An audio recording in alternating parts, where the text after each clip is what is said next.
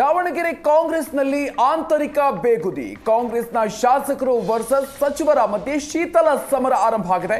ಇವತ್ತು ಸಿಎಂ ಸಿದ್ದರಾಮಯ್ಯ ದಾವಣಗೆರೆ ಪ್ರವಾಸವನ್ನ ಕೈಗೊಳ್ತಾ ಇದ್ದಾರೆ. ಸಾಮೂಹಿಕ ವಿವಾಹ ಕಾರ್ಯಕ್ರಮದಲ್ಲಿ ಮುಖ್ಯಮಂತ್ರಿಗಳು ಭಾಗಿಯಾಗ್ತಾ ಇದ್ದಾರೆ. ವಿವಿಧ ಅಭಿವೃದ್ಧಿ ಕಾರ್ಯಕ್ರಮಗಳಿಗೆ, ಕಾಮಗಾರಿಗಳಿಗೆ ಮುಖ್ಯಮಂತ್ರಿಗಳು ಈ ಸಂದರ್ಭದಲ್ಲಿ ಚಾಲನೆಯನ್ನ ಕೊಡೋರಿದ್ದಾರೆ. ಆದರೆ ಸಿಎಂ ಭೇಟಿಗೂ ಮುನ್ನವೇ ಕಾಂಗ್ರೆಸ್ನಲ್ಲಿ ಭಿನ್ನಮತ ಸ್ಫೋಟ ಆಗಿದೆ.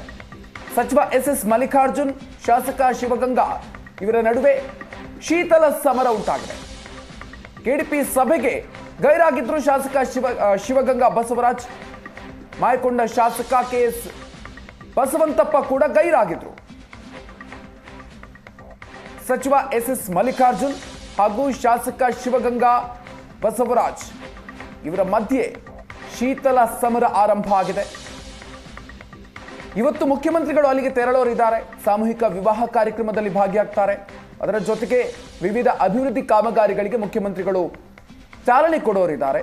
ಆದರೆ ಮುಖ್ಯಮಂತ್ರಿಗಳ ಭೇಟಿಗೂ ಮುನ್ನವೇ ಕಾಂಗ್ರೆಸ್ನಲ್ಲಿ ಭಿನ್ನಮತ ಸ್ಫೋಟಗೊಂಡಿದೆ.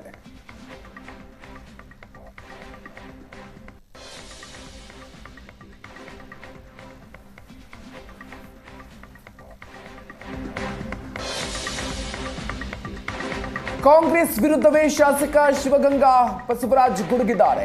8 ರಿಂದ 10 ಸಚಿವರು ಅಸಮರ್ಥರು ಅಂತ ಹೇಳಿಕೆಯನ್ನು ಕೊಟ್ಟಿದ್ರು. ಹಾಗಾಗಿ ಹೊಸಬರಿಗೆ ಸ್ಥಾನವನ್ನು ನೀಡಬೇಕು ಅಂತ ಶಿವಗಂಗಾ ಬಸವರಾಜ್ ಅವರು ಆಗ್ರಹವನ್ನ ಮಾಡಿದ್ರು.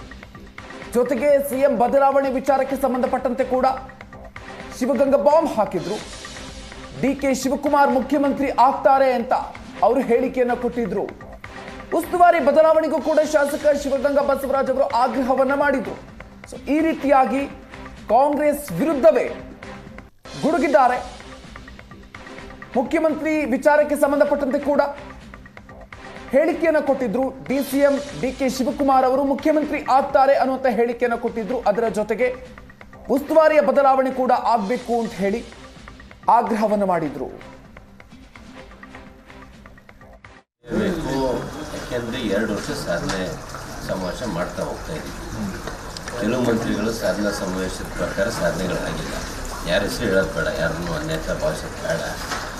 ಮಾಡಲಿ, ಹೊಸದಾಗಿ ಆಯ್ಕೆಯಾಗಿರೋರು ಯಾರು ಉತ್ತಮವಾದ ಒಂದು ನಮ್ಮ ಸಂಸದ ಕೊಟ್ಟು ಇದ್ದಾರೆ ಅಂಥವ್ರಿಗೊಬ್ಬರಿಗೆ ನಮ್ಮ ಹೊಸದಾಗಿ ಏನು ಆಯ್ಕೆಯಾಗಿದ್ದರು ಶಾಸಕರು ಅವ್ರಿಗೊಬ್ಬರಿಗೆ ಅವಕಾಶ ಮಾಡಿಕೊಟ್ರೆ ಪಕ್ಷಕ್ಕೂ ಉತ್ತಮ. ಆಮೇಲೆ ಏನಾಗ್ತದೆ, ಫಸ್ಟ್ ಟೈಮ್ ಗೆದ್ದಿರೋ ಒಂದು ಜೋಶ್ ಇದೆ ನಮಗೆಲ್ಲ, ಏನಾದ್ರು ಒಂದು ಮಾಡಬೇಕು ಹೊಸದನ್ನು. ಈ ಹಳಬರುಗಳಿಗೆಲ್ಲ ಏನಾಗಿದೆ ಅದೇ ಸಾಧ್ಯ, ಅವನ್ನೆಲ್ಲ ಅನುಭವಿಸಿ ಅವ್ರಿಗೇನು ಅಷ್ಟು ಟೇಸ್ಟ್ ಇಲ್ಲ. ಹೊಸಬ್ರಿಗೆ ಕೊಟ್ಟರೆ ಒಂದು ಅನುಕೂಲ ಆಗ್ತದೆ, ಕೊಡಲಿ ಅನ್ನೋದು ನನ್ನ. ನಾನೇನು ಸನ್ಯಾಸಿ ಅಲ್ಲಪ್ಪ, ಏನು ಕೊಟ್ಟರು ಶಕ್ತಿ ನಿಭಾಯಿಸ್ತೀನಿ. ಒಂದು ಕೊಟ್ಟು ಒಂದು 6 ತಿಂಗಳು ನೋಡಲಿ, ಇಲ್ಲ ತೆಗೀಲಿ. ಈಗ 6 ತಿಂಗಳು ಅಡ್ವಾನ್ಸ್ ಬೇಕಾದ್ರೆ ಬರ್ಸ್ಕೊಂಡ ಇಟ್ಕೊಳ್ಳಿ. ಡಿಸೆಂಬರ್ ಹೇಳಿಕೆ ಬಂದದ್ರಿ ಅದು ಯಾವಾಗ ಅದು ನೀವು ಕೇಳೋದು ಬೇಡ. ಈಗ ಡಿಸೆಂಬರ್ ಆದ್ಮೇಲೆ ಕೇಳಿ, ಅಲ್ಲಿವರೆಗೆ ಅದಕ್ಕೆ ಉತ್ತರ ಕೊಡಲ್ಲ. ಡಿಸೆಂಬರ್ ಆದ್ಮೇಲೆ ಕೊಡಿ, ಡಿಸೆಂಬರ್ ಆದ್ಮೇಲೆ ಮಾತಾಡಿ. ಮಾಡಲೇಬೇಕು, ಯಾಕೆಂದರೆ 2 ವರ್ಷ ಸಾಧನೆ ಸಮಾವೇಶ ಮಾಡ್ತಾ ಹೋಗ್ತಾ ಇದ್ದೀವಿ. ಬರೆದಿದ್ದು ಸತ್ಯ, ನಾನೇ ಬರೆದಿರೋದು. ಅವ್ರು ಆ ರೀತಿ ನಡ್ಕೊಳ್ತಿದ್ದಾರೆ ಜಿಲ್ಲೆಯಲ್ಲಿ. ಆದ್ದರಿಂದ ನಾನು ಆ ರೀತಿ ಹೇಳಲೇಬೇಕಾಗ್ತದೆ, ಪತ್ರ ಬರೀಲೇಬೇಕಾಗ್ತದೆ, ಬರೆದಿದ್ದೀನಿ. ಅವರು BJP ಜೊತೆ ಹೊಂದಾಣಿಕೆ ರಾಜಕೀಯ ಮಾಡ್ತಾರೆ. ನಾವು ಇನ್ನು ಬಿಸಿ ರಕ್ತ, ನಮಗೆ ಹೊಂದಾಣಿಕೆ ಎಲ್ಲ ಬರೋದಿಲ್ಲ. ನಮ್ದು ಏನೇನು ನೇರ ದಿಟ್ಟಂದಿರ ಅಂತಾರೆ, ಏನು ನಡೆಯುತ್ತೋ ಅದನ್ನ ಹೇಳ್ಬಿಡ್ತೀವಿ. ಅವ್ರಿಗೆ ಮನವರಿಕೆ ಮಾಡಿ ಹೇಳಿದ್ದೀವಿ. ಉದಾಹರಣೆಗೆ ತಗೊಳ್ಳಿ, ನಮ್ಮ ಚನ್ನಗಿರಿಲೇ ನಾವು DCC ಬ್ಯಾಂಕ್ ಒಂದು ಕ್ಯಾಂಡಿಡೇಟ್ ಹಾಕಿದ್ವಿ. DCC ಬ್ಯಾಂಕ್ ಚುನಾವಣೆ ಕಾಂಗ್ರೆಸ್ ಬೆಂಬಲಿತ ಒಂದು ಕ್ಯಾಂಡಿಡೇಟ್ ಹಾಕಿದ್ವಿ.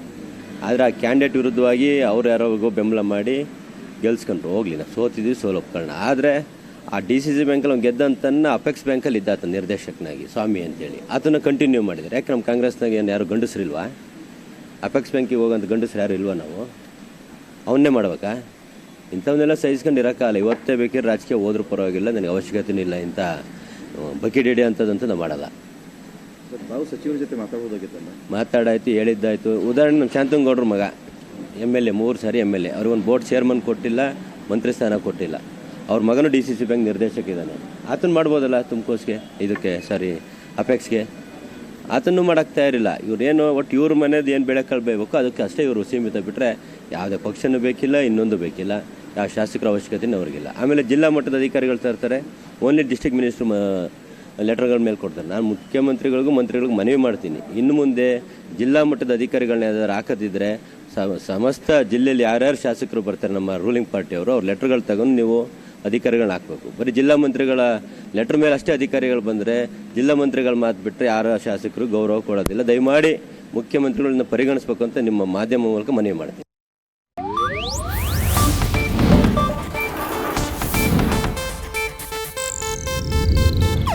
ಇದು ಏಷ್ಯಾನೆಟ್ ನ್ಯೂಸ್ ನೆಟ್ವರ್ಕ್ ಪ್ರಸ್ತುತಿ.